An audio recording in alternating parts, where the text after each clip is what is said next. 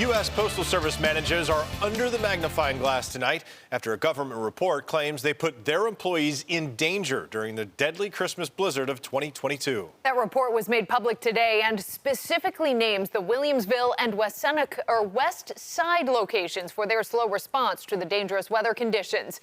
And for more, we bring in our Dylan Morello. Dylan.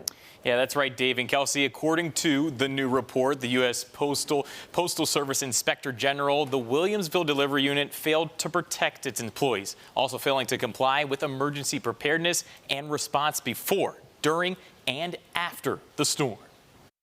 As a 30-year postal employee, believe me, the creed is the creed, right? Rain, sleet, snow. I mean, we live up to that. But the choice between making sure Christmas was on time or my members, were alive was a no-brainer to me. The report criticizes postal managers for their slow response to life-threatening conditions. It says managers ignored warnings about the storm and told employees they weren't allowed to leave the post office to get home. I think a driving factor in this case was management did not want to cut that thing that early and pay the employees the majority of the day administrative leave, and they kind of played a game of Russian roulette with the employees, seeing who would leave on their own time, then it wouldn't cost them, and then those folks that stayed, knowing what the rules were, attempting to get the administrative leave, those were a lot of the folks that were trapped in the buildings and trapped in their vehicles, making attempts to get home.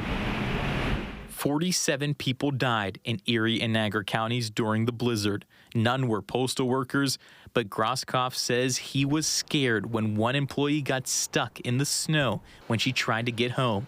The report says that employee was 8 months pregnant and had to be rescued by firefighters. I was at the Union Hall and she sent out an SOS message on the Facebook page because she was trapped literally one street over from the Union Hall on Beach Avenue. I was going out there to try to find her, and they were going out there to try to find her, and thank God the firemen found her first. Last April, former Congressman Brian Higgins and Senators Kirsten Gillibrand and Chuck Schumer wrote a letter to the Postmaster General and Inspector General demanding an investigation. On Thursday, Senators Schumer and Gillibrand issued a joint statement saying local letter carriers deserve better, asking for immediate changes. We needed to shut this thing down. We needed to do that now.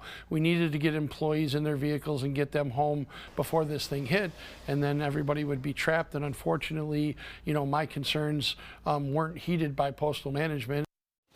Now, the report concluded saying the Postal Service settled all grievances filed. It also says the employees who were stuck on site or in hotels were compensated for expenses. Reporting in the studio, Dylan Morello, News 4.